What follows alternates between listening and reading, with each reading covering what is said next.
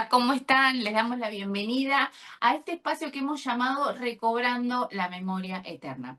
Y qué lindo poder disfrutar de este espacio de crecimiento, este espacio de edificación, como siempre decimos.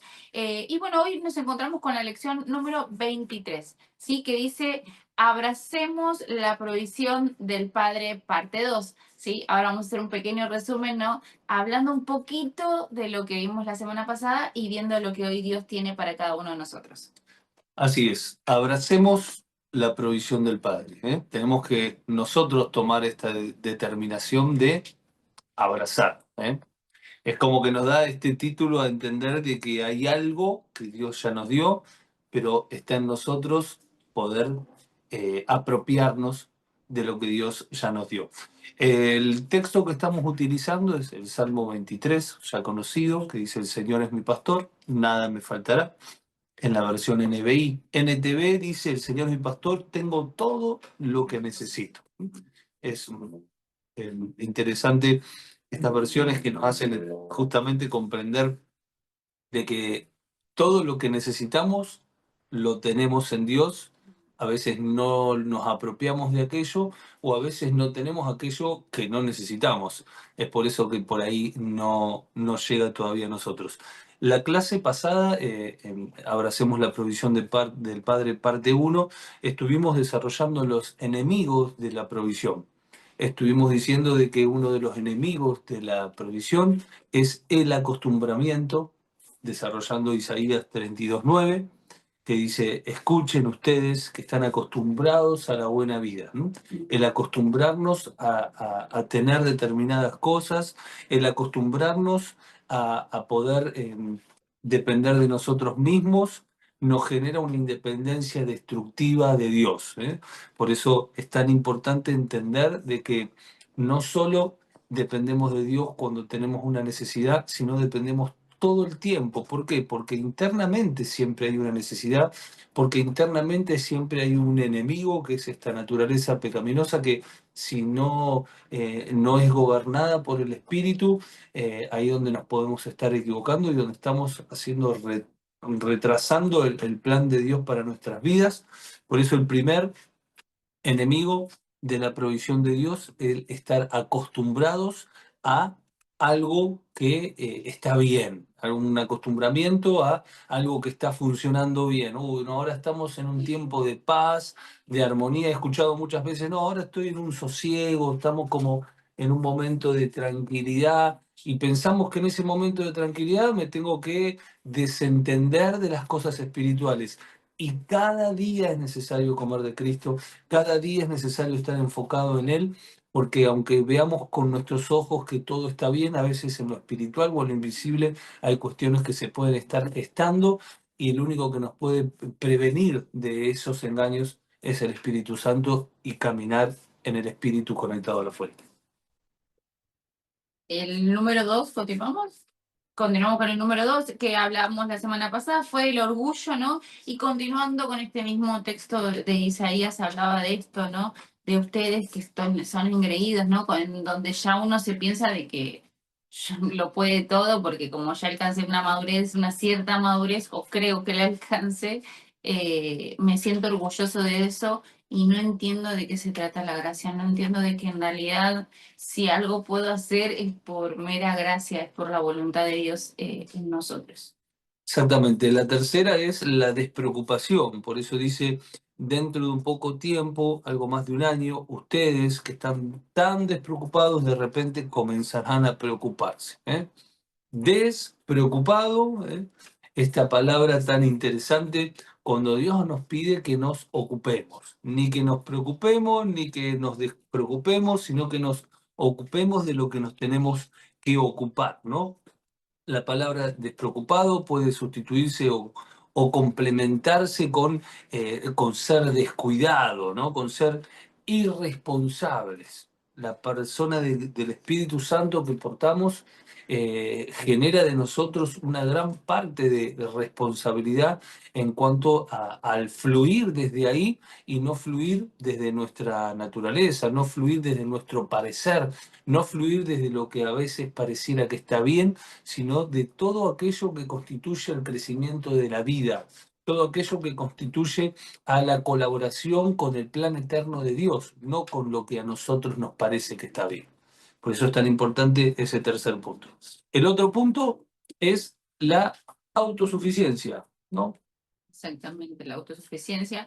Nos hablaba de esto de que abandonar eso del que yo sé todo y puedo todo y entender de que nosotros como personas, como hijos de Dios, como seres humanos, miremoslo de la arista que lo veamos, carecemos de esa plenitud. Solo Cristo puede llenar en nosotros, puede darnos esa plenitud y siguiendo con el hilo conductor de todo esto, ¿no? Esto del acostumbrarnos a lo que tenemos, esto de enorgullecernos de lo que logramos, es que viene esta autosuficiencia en la que digo, yo sé que puedo, entonces yo voy para adelante, y en realidad no podemos solos. Si Cristo, si Dios no es el que direcciona nuestros pasos, no vamos a llegar a ningún lugar. Si Él no es el que guarda nuestra vida, no lo lograremos. Entonces, es tan importante entender de que no somos autosuficientes, de que carecemos de todo lo que, de todo si no estamos enfocados en que Cristo es el que está gobernando. Yo no puedo llegar,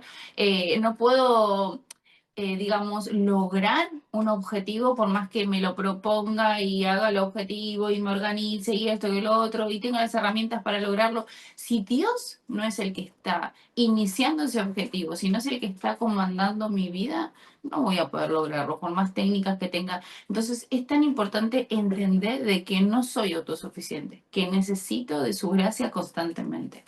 Y el último enemigo es la religiosidad. Isaías 32:11, la segunda parte, dice, quítense en sus ropas bonitas, pónganse telas ásperas en señal de dolor. Es decir, quítense esa fachada, quítense eso que están mostrando exteriormente, porque en realidad no están reflejando la realidad interna, ¿no? Esas vestiduras que están reflejando la religiosidad, la apariencia, lo que muestra externamente, que no coincide con lo que verdaderamente estaba sucediendo en el interior. Y eso justamente es la religiosidad, estar mostrando una hipocresía, estar mostrando algo que en realidad no es real, no es verdadero. Dios quiere que todos los cambios que nosotros podamos hacer y toda la manifestación de la vida que podamos hacer sea realmente verdadero para poder generar un impacto, para poder generar una transformación, para que pueda permanecer en el tiempo y para que pueda estar mostrando de que ese cambio y todo eso que se está mostrando es por la vida del Espíritu que está en nosotros y no una fuerza de voluntad, no un intento humano, no a través de nuestras capacidades humanas, porque va a ser solamente a través de un amor egoísta, va a ser a través de una fuente equivocada. Necesitamos estar conectados a la fuente de Dios para que todo lo que fluya de nosotros sea desde la vida de Cristo y no desde nuestro parecer. No, y aparte va a tener permanencia en el tiempo, porque cuando es un esfuerzo humano, quiera que no, tarde o temprano te cansás, te fastidias, te agobias, pero cuando nace la vida de Cristo, eso se sostiene en el tiempo y te sale con facilidad. O sea, no lo tenés que forzar, no es que tenés que estar tratando de recordar de qué manera o de qué lugar, porque en realidad fluye de su vida, ¿no? Exactamente. Y es importante eso, ¿no? Entender de que no se trata de lo que yo pueda mostrar, ¿no? Que en ocasiones a veces nos pasa, nosotros nos maquillamos, nos arreglamos todo y tratamos de decir que está todo bien y internamente estoy destruida o estoy pasando una situación difícil y no permito que Dios empiece a gobernar en mí, no hago uso de esa provisión de Dios para conmigo, ¿no?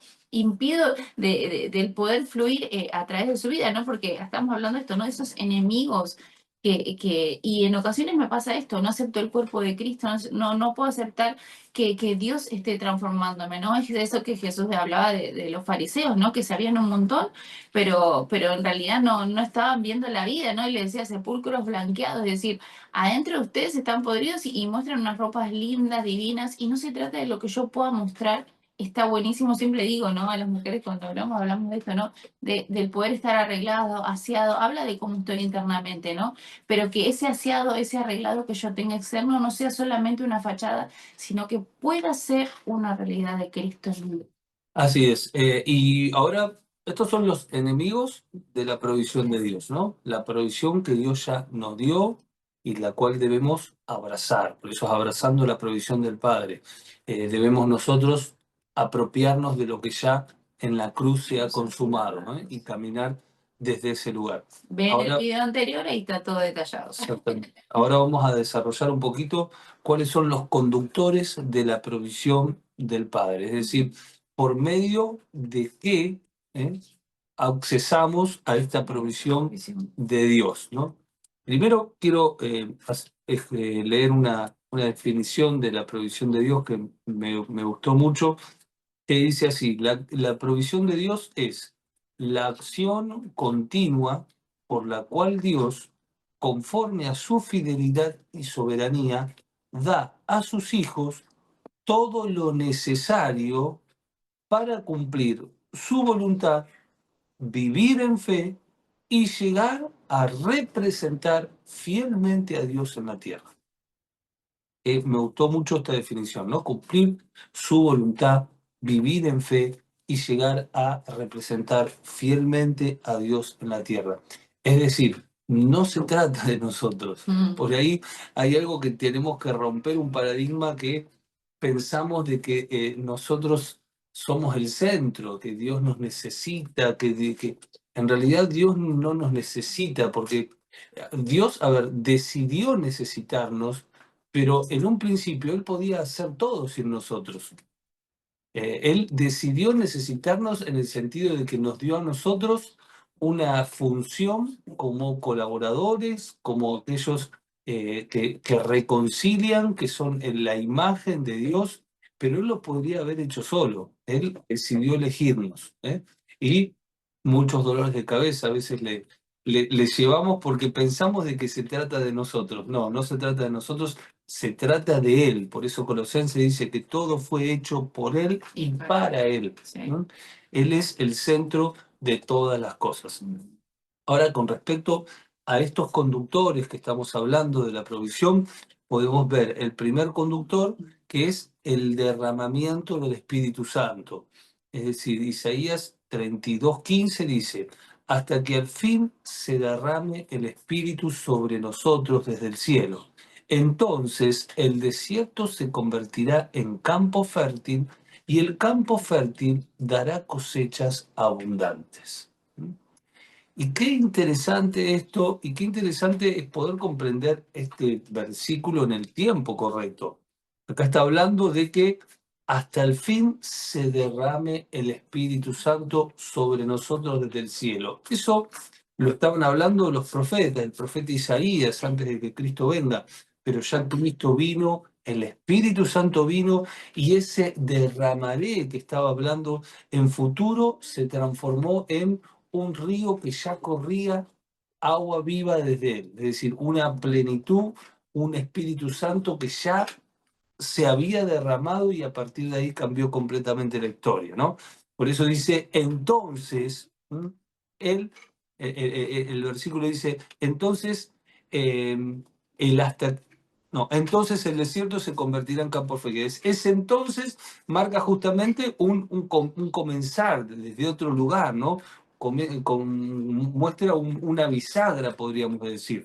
Es tan importante poder dividir esto, porque si no dividimos esto, nos encontramos queriendo de que Dios derrame su poder sobre nosotros cuando ya lo derramó, que derrame su plenitud cuando ya la derramó. ¿Y pero por qué entonces no disfrutamos de todo eso? Porque vivimos desde una inmadurez, porque todavía no hemos creído y no permitimos que Dios gobierne a través de nuestras vidas para que todo esto pueda transformarse en un fluir del Espíritu, pero no porque no lo tengamos, sino porque todavía no lo hemos visto. Por eso necesitamos tanto que el entendimiento del Espíritu siga avanzando sobre nosotros para poder tener una comprensión espiritual de todo lo que ya tenemos a través de Cristo.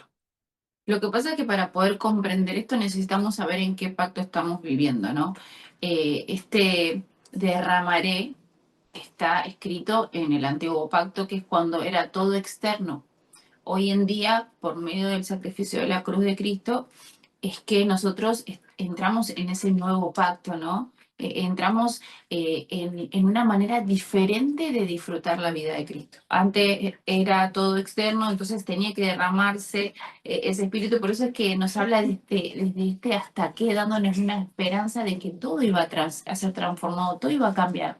¿En qué momento? En el momento de la obra de la cruz, ¿no? Cuando ahí fuimos nacidos de nuevo, fuimos sellados con ese espíritu, entonces ese espíritu está en cada uno de nosotros, habita en cada uno de nosotros, ¿no? Entonces el antiguo pacto nos habla de derramaré, pero hoy en día podemos ver de que desde nuestro interior realmente es que empieza a fluir ese espíritu, ¿no? Y ahí vemos en Juan 7:38 que dice, Jesús estaba hablando y dijo, de aquel que cree en mí, como dice la escritura, ¿no? Citando este pasaje de Isaías, dice, de su interior brotarán ríos de agua viva, ¿no? Y es tan importante entender de que hoy nosotros, al vivir en el nuevo pacto, podemos vivir esto que Jesús está diciendo, ¿no? De su interior correrán ríos de agua viva. Entonces ya no vamos a necesitar que vengas, Espíritu Santo, que vengas a este lugar, que vengas a mi vida, porque cuando le decimos sí a Dios, cuando respondemos al llamado de Dios, entonces ese Espíritu viene a habitar en nosotros y empieza a fluir, y es esto de poder expresar ese Cristo glorioso, ¿no? Exactamente. Otro conducto de esta provisión de Dios es la justicia y la rectitud. Dice Isaías 32:16. La justicia gobernará en el desierto y la rectitud en el campo fértil. ¿Mm? Qué interesante esto que habla a través de la justicia, ¿no? Porque nosotros teniendo un Padre que nos ha provisto de todo lo necesario y no nos apropiamos de todo lo que Él ya nos ha dado, lo que estamos actuando injustamente con el que ya nos ha dado todo. Por eso es tan importante de que la justicia, no estamos hablando acá de estar justificados, ya sabemos que estamos justificados por Cristo, pero hablamos de nuestra posición como justos delante del Padre en cuanto a qué hacemos con lo que se nos confió. ¿Qué es lo que hacemos con este lugar de privilegio que Dios nos ha dado? Porque si desde este lugar nosotros estamos viviendo como mendigos, como esclavos, siendo hijos de Dios y teniendo este privilegio, pero esta también responsabilidad de poder mostrarlo, de poder darlo a conocer, y no a través de un mensaje, no a través de un tratado. A veces pensamos de que, sí, tengo que salir a evangelizar. No, tenés que mostrar a Cristo con tu vida, pero una vida real, un cambio real. Porque si no, hablamos de qué hablamos. Hablamos de solamente una teoría. Tenemos que hablar de una vida transformada, que realmente nos transforme hasta los huesos y que podamos comprender de que es a través de nuestras propias vidas que llegamos a ser cartas leídas por todos, para que puedan leer en nosotros a Dios, a Cristo, la vida, y de esa manera nosotros podamos estar manifestando a Dios. Claro, es tan importante eso, ¿no? Ver esto de manifestar a Dios, pero lo que pasa es que para poder manifestar a Dios yo tengo que saber qué es lo que Dios ya me dio, ¿no? Y es tan importante esto de ir a las Escrituras, es tan importante esto de conocer su palabra. No solamente se trata del saber lo que otro me dice, sino ir a las Escrituras, ¿no? Porque yo no puedo manifestar nada que desconozca. La realidad es esa, ¿no? Y ahí en Efesios 1 nos habla de que nosotros ya fuimos bendecidos con toda bendición espiritual, ¿no? Entonces, es tan importante entender de que cuando yo voy a las Escrituras y empieza a hablar a mi corazón ese espíritu que digo que está dentro de mí, que es el que se revela a diario en mi interior, entonces ahí va a poder empezar a fluir ese espíritu, ¿no? Entonces, en ocasiones nos pasa de que, bueno, pero no, hablando de esto, de entender de lo que se trata del poder vivir esto que estamos hablando, es tan importante entender de que en realidad nosotros tenemos que saber de que la salvación nos fue dada por medio de Cristo. A nosotros, a mí, a Noemí no le costó nada, pero a Jesucristo le costó su vida, ¿no? Pero tengo que entender de que si yo no pago como un precio, por decirlo de alguna manera, en esto de decir, invierto mi vida para poder reflejar ese Cristo, ¿no? Invierto mi vida para poder leer su palabra, esto que recién decíamos, para poder conocer qué es lo que tenemos como hijos. Invierto en esto del saber de que me congrego, ¿no? Voy al auditorio en el que yo me congrego o a la casa de iglesia en la que me congregue, ¿no? Y soy parte del cuerpo de Cristo, en el que tengo comunión con los santos, en el que crezco en esa comunión de compartir con mis hermanos, en el compartir la palabra, en esto de invertir tiempo en orar, en poder estar en comunión con Dios. Entonces, cuando yo me empiezo a poner de mí, empiezo a creer, empiezo a comprender de que necesito yo poner de mí, ahí me doy cuenta que ahí cambia la ecuación y digo, bueno, sí, que a Jesucristo le costó mi salvación, pero yo tengo que todos los días rendirme a Él, yo tengo que todos los días saber de que si estoy pasando una prueba, una circunstancia, no es que Dios es malo, es que Cristo tiene que ser formado en mí. Y para eso requiero de todo este proceso de crecimiento que no sale solo de la noche a la mañana. O sea, si vos no alimentás a una criatura, si vos no regás una planta, no crece. Bueno, la vida de Cristo que está en cada uno de nosotros necesita ser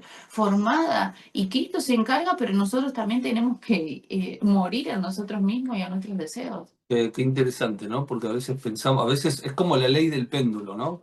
Nos vamos a veces de un extremo al otro, nos vamos desde el extremo de que si no estoy todos los días orando y leyendo, no, Dios, me puede pasar cualquier cosa, cuando en realidad la ley está escrita en nuestros corazones. Sí. Es decir, no se trata de lo que pueda hacer exteriormente, de poder cumplir con una ley externa, sino con obedecer la ley interna que está en nuestros corazones, que es el Espíritu, y tomar conciencia de que hay una vida interna que debemos cuidar, que debemos permitir que vaya gobernando, porque, como decías, como recién decías vos, hay un Cristo que nos fue dado gratis, pero hay un Cristo que debemos ganar. Por eso Filipenses 3:8 dice, cuántas cosas para mí eran ganancias, las he estimado como pérdida por causa de ganar a Cristo, ¿no? Por causa de ganar, es decir, por llegar a esas profundidades, por poder lograr ver la plenitud de Cristo y conocerlo verdaderamente.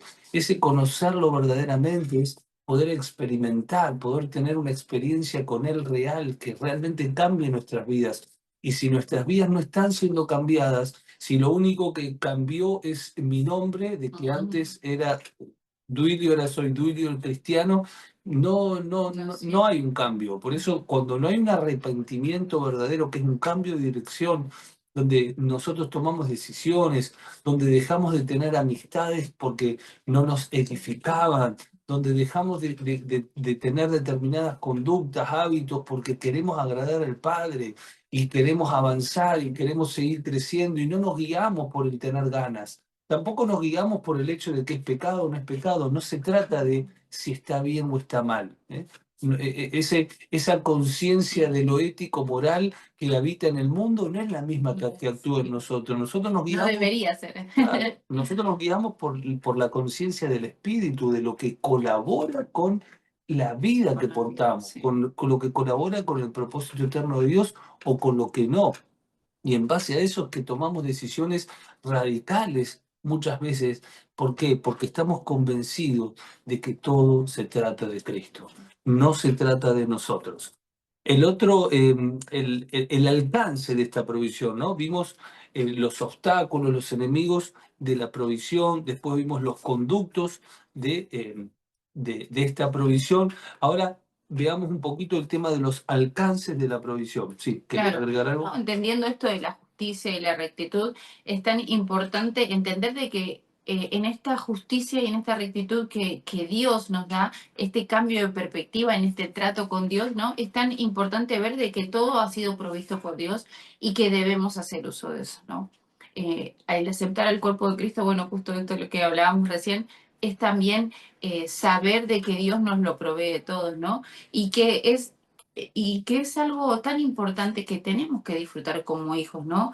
Y cuando entendemos de que Dios es nuestro proveedor y tenemos la certeza de que toda necesidad va a ser suplida por Dios y va a ser satisfecha, es cuando podemos vivenciar esa rectitud, es cuando podemos vivenciar esa justicia que no se basa en esto que hablaba recién, ¿no? Esto de que no es lo moral lo que hace que yo sea justa, es su vida en mí, ¿no? Y yo respecto a esto quería compartirles un versículo ahí en Miqueas 6:8, que dice, Él te ha mostrado, oh mortal, lo que es bueno, ¿cierto? Y acá nos hace una pregunta que nos hace reflexionar y dice, ¿y qué es lo que espera de ti el Señor, no? Él ya te mostró lo que es bueno, Él se manifestó a tu vida, ¿no? Entonces, bueno, a ver, en esto que Él se manifestó a tu vida, ¿no? ¿Qué es lo que espera? Y Él dice, practicar la justicia, amar la misericordia y caminar humildemente ante Dios, ¿no? Practicar la justicia no es esto del saber lo que está bien o está mal, sino es lo que Él quiere, ¿no? Amar la misericordia es poder tener esa manera en la que Dios nos ama a nosotros, porque si entendemos de que somos hijos de Dios, no es porque yo lo elegí, porque yo sé que, sino porque Él nos amó primero, ¿no? Qué interesante esto de practicar la justicia, porque, a ver, si bien vuelvo a decir, nosotros portamos la justicia en cuanto a la identidad en Cristo, nosotros tenemos que vivir en cuanto a la justicia también por causa de a quién portamos. Y vivir en la justicia justamente es tener este temor reverente de Dios de que estamos manifestándolo a Él. Entonces, hay cosas que yo no puedo dejar pasar. Yo no puedo estar manifestando ni mostrando a un Dios, no sé, que no paga el seguro, que lo paran sin cinturón y le hacen la boleta, y Claro. cuestiones de la vida cotidiana, que lo que muestran es que si vos sos el representante del Dios que me querés vender, la verdad que no lo quiero. Complicadísimo estaríamos. Como hemos trabajado tanto con el tema de la puntualidad. La puntualidad es tan importante. A ver, 1 minuto, 5 minutos, 10 minutos tarde, pero a veces normalizamos lo que está mal porque todo el mundo lo hace. Claro. Y funcionamos desde ahí. Cristo nunca normalizó lo que estaba mal. Él no le importaba quedar mal con las personas porque no quería congraciarse con las personas, sino llevar a cabo la voluntad del Padre. De la misma manera, nosotros tenemos que saber establecer lo que es justo y lo que no es justo, lo que se basa en la justicia y lo que no se basa en la justicia, y tomar determinaciones en base a eso, aunque nos quedemos solos.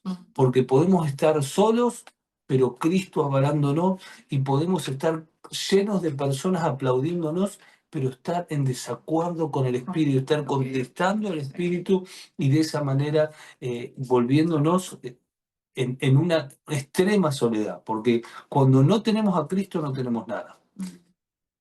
Entonces ahora sí, vamos al tercer punto, que es el alcance de esta provisión. El alcance de esta provisión es que tenemos en nosotros paz, que tenemos en nosotros una tranquilidad y una confianza inamovible, que no importa lo que esté pasando, no importa lo que pase afuera, sabemos que internamente estamos en Él, y cuando estamos en Él, estamos en la roca, y por más que afuera, como el día de hoy, haya unas ráfagas de 120 kilómetros por hora, estamos confiados porque estamos acá adentro. No tenemos que tener miedo porque estamos afuera con un paraguas, no, estamos en Cristo, estamos acá, y acá no importa lo que pase afuera, lo importante es permanecer adentro. Y interesante porque ahí, bueno, dice el versículo 17, y esta rectitud traerá la paz. Es cierto, traerá tranquilidad y confianza para siempre, ¿no? ¿Cuántos experimentan, o cuántos buscan experimentar, mejor dicho, estos estados? El estado de la paz, tratando de hacer dominios mentales, tratando de hacer prácticas de autogobierno, que en realidad nunca pueden llegar a nada, porque no podemos tapar un volcán con la mano, no podemos tratar de nosotros con nuestros mecanismos frenar algo interno que solamente Dios y el Espíritu Santo es el que pueden gobernar al león que tenemos adentro.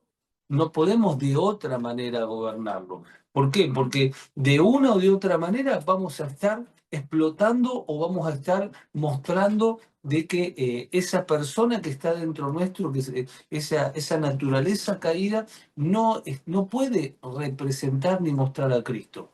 Es necesario que sea subyugada, apaciguada y gobernada por el Espíritu Santo. Por eso dice, pero si a través del Espíritu hacen morir las obras de la carne. Es decir, solamente a través de Él es que podemos hacer morir esas obras para poder encontrar esta verdadera paz, este gozo y este disfrute de Cristo, ¿no? Claro, y pensaba en esto, ¿no? Del poder ver esa paz reflejada en mí, ¿no? Y a veces digo, ¿no? Y me preguntaría, ¿no? ¿Cuánto estoy dispuesta a sacrificar para poder obtener esa paz, ¿no? Y en realidad el versículo nos dice, y esta rectitud te traerá la paz, es decir, cuando nos rendimos al gobierno de Dios en nuestras vidas, entonces ahí podemos experimentar la paz. Cuando comprendemos de que no se trata de nuestros mecanismos, ¿no? Esto del autocontrol que recién hablabas, esto de entender de que no se trata de técnicas, se trata de vida, y que su vida gobierne la mía. Entonces, ahí es donde empiezo a experimentar esta paz y esta tranquilidad. Y vos decís, bueno, no, pero yo estoy en un caos tremendo, estoy con un problema, no sé, de salud familiar, de lo que sea, ¿no? Y ese problema sigue estando presente, pero no es el problema lo que mantiene mi paz o mi alteración espiritual, porque el que gobierna mi vida, la mente de Cristo, es la que gobierna mi mente. Entonces yo ya, mis emociones están gobernadas por medio de su espíritu en mí, ¿no? Entonces mi vida y todo mi equilibrio emocional está sustentado por su vida en mí. Entonces no se trata de que sí pasó la tormenta o no pasó la tormenta. Entiendo de que en ocasiones Dios las utiliza para formarse en mí y para crecer. Entonces no se trata de que todo esté tranquilo para yo decir, bueno, ahora sí, Dios me dio la paz. No, Dios te la da internamente, ¿no? Por eso no se trata de cosas que pueda hacer ni de lugares a los que pueda ir, sino de esa relación íntima que pueda tener con mi Padre. Saber de que yo, si algo me está faltando, Él tiene todo lo que yo necesito. Todo me ha sido provisto por medio de la cruz, pero es necesario que yo lo sepa, necesario que yo esté relacionándome íntimamente con Él, ¿no? Para poder comprender de que todo lo que yo necesito, Él ya me lo proveyó. Exactamente. Y otro aspecto también de la provisión del Padre es la seguridad y el reposo. Por eso Isaías 32:18 dice, y mi pueblo habitará en moradas de paz, en habitaciones seguras y en recreos de reposo. Lógicamente que estamos hablando sobre algunos puntos, nunca vamos a poder desarrollar todo lo que Dios nos da, nunca vamos a poder desarrollar tantos impedimentos, tantas cuestiones que en la medida que vamos introduciéndonos en su palabra vamos descubriendo. Pero acá es interesante cómo acá podemos ver esta verdad presente a través del antiguo pacto, ¿no? Que era Isaías hablando de lo que se puede alcanzar y lo que iban a alcanzar aquellos que en el nuevo pacto iban a ver a Cristo, iban a poder disfrutar de la plenitud de Él, ¿no? Es decir, no solamente paz, tranquilidad, confianza, sino seguridad y reposo, estar seguro y poder realmente descansar. Es una palabra tan trágica en este tiempo donde las personas no descansan. No saben lo que es descansar. No saben lo que es descansar porque el que no tiene tiempo a veces no tiene a Cristo. Entonces, el Cristo, fuera de Cristo, porque Cristo es nuestro reposo. Cristo es el que nos hace descansar. Cristo es el que nos hace poder realmente interna y mentalmente e integralmente descansar en Él. Un estado de descanso y de relax. Solo los hijos lo pueden disfrutar. Qué lindo, ¿no? Esto que acabas de decir, el privilegio del ser hijo de Dios, solo lo pueden disfrutar los hijos. Es tan importante entender que el reposo y la seguridad son internas. Entonces, si sos hijo de Dios, vas a poder disfrutar de esto, vas a poder acceder a esto, ¿no? Y es tan importante entender esto para que sea una realidad para cada uno de nosotros, ¿no? Que Dios, por medio de su Espíritu, pueda revelar esto a nosotros y poder comprender de qué se trata ser hijo de Dios, que es mucho más de decir, soy cristiano o conozco a Cristo o no sé, me congrego en algún lugar. ¿No? Es mucho más que eso, ¿no? Esa identidad.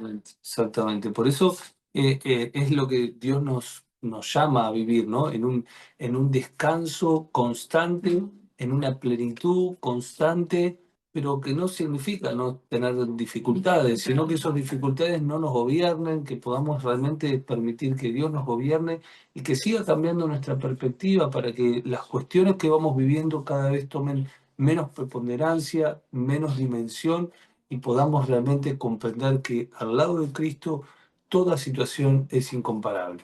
Al lado de Cristo toda circunstancia que estemos viviendo es menor, porque por Él y para Él es que vivimos y nos esforzamos y avanzamos, y Él es el que nos cambia la mentalidad, el que nos cambia la mirada, Él es el que hace que nuestro corazón tenga gozo y que podamos tener fuerza para poder avanzar, para poder seguir, para poder realmente mostrar de que en Dios es real. Es la manera para poder realmente evangelizar eficazmente, a través de vidas transformadas, a través de personas que muestran a Cristo de verdad, porque lo vivenciaron, porque lo siguen vivenciando y porque siguen eligiéndolo cada día para poder manifestarlo en los lugares donde Dios los ha puesto.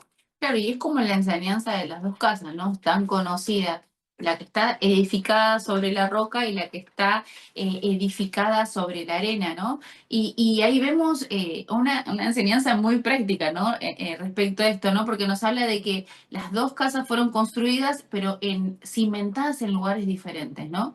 Y para las dos vinieron las aguas, y para las dos vinieron los fuertes vientos, y para las dos vinieron las tempestades, es decir, los problemas y las circunstancias la tuvieron las dos, ¿no? Pero hay una sola que pudo estar sostenida, hay una sola que pudo prevalecer, que es la que estaba cimentada en la roca.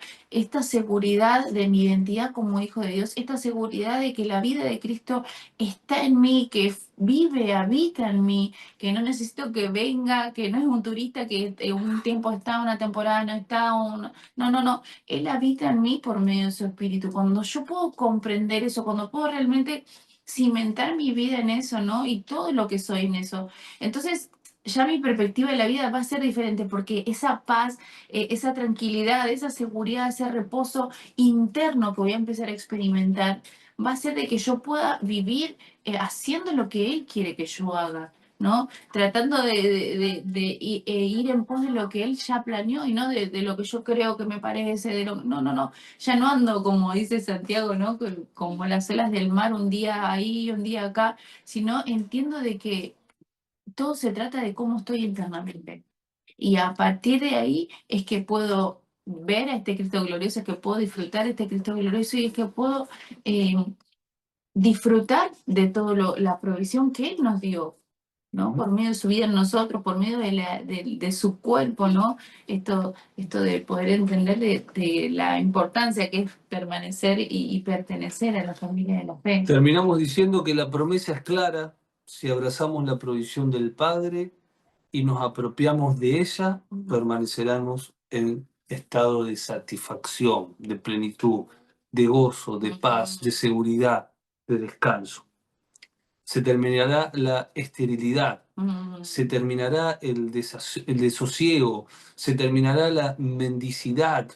Como hijos podremos disfrutar de todo lo que el Padre en su gracia nos ha provisto y solo así podremos manifestar verdaderamente y colaborar con el propósito eterno de Dios, que es mostrarlo en este tiempo, en cada uno de nosotros, en los lugares donde Dios nos ha puesto. Y 24/7, ¿no? Como recién decías, en el auto, en la casa, en todos lados, no solamente en un espacio cerrado con cierta cantidad de personas, sino con todos, para que todos puedan conocer a este Cristo glorioso y disfrutar lo que hoy podemos disfrutar a medida que vamos viéndolo. Exactamente. Y esto nos lleva a un esfuerzo. Sí. Esto nos lleva a un esfuerzo, que no entendamos, que no compremos un evangelio light, compremos un evangelio que nos pide por amor nuestras propias vidas.